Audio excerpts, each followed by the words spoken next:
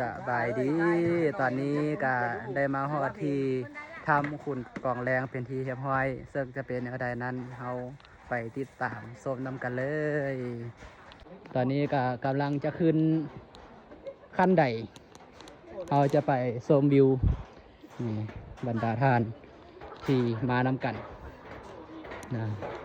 อันนี้ก็เป็นวิวพอยต์ของขุนกองแรงทางลุ่มก็เป็นทิวทัศน์สวยงามเดี๋ยวเราจะพาขึ้นไปเบื้องทางถึงลงมาว่าจะเป็นอะไรนั้นฝากกดไลค์กดแชร์กดติดตามเดี๋ยวไปชมน้ำกันเลย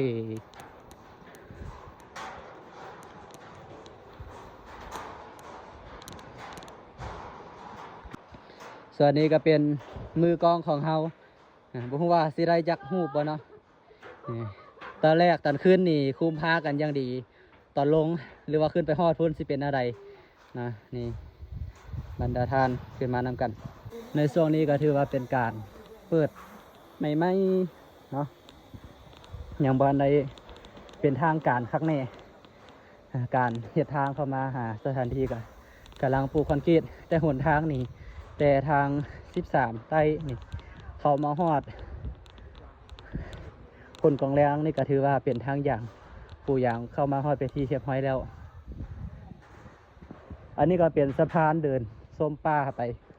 เรื่อยๆนี่ก็ขึ้นมาฮอดครึ่งนึงแล้วนะก็จะมีรีสอร์ทแล้วก็สถานที่ให้พักผ่อนทางพูนก็กำลังจะเฮ็ดแต่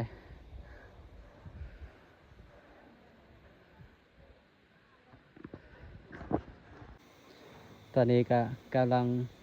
ทยอยกันขึ้นมาเบิ่งจากสีหน้าแล้วเป็นไงได้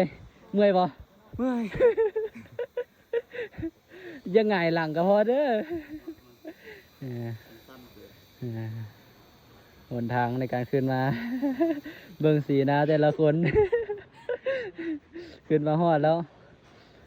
จับดีๆเด้อเดี๋ยวไงหลัง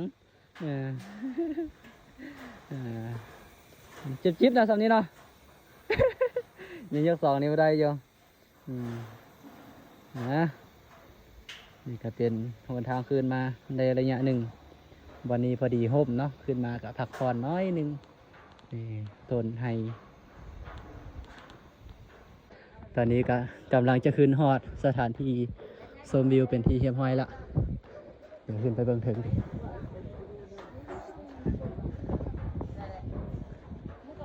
บรรยากาศขึ้นไปฮอดเทิงนี่ก็นี่จุดชมวิวทั้งเทิง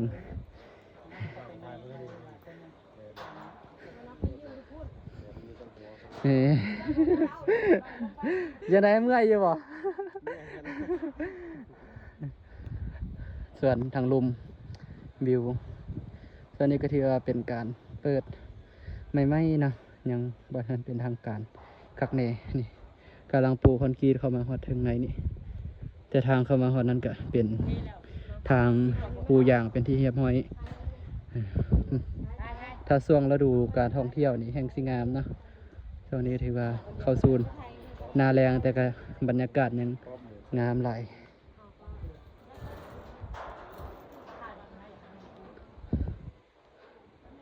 เดี๋ยวพามาเบิ่งทางพี่ทางพูดเนาะเป็นว่าสิเฮ็ดบอนกลางเต้นนอนอันนี้ก็มีทางขึ้นอีกทางหนึ่งที่ว่าสวยงามหลายเนาะฮอน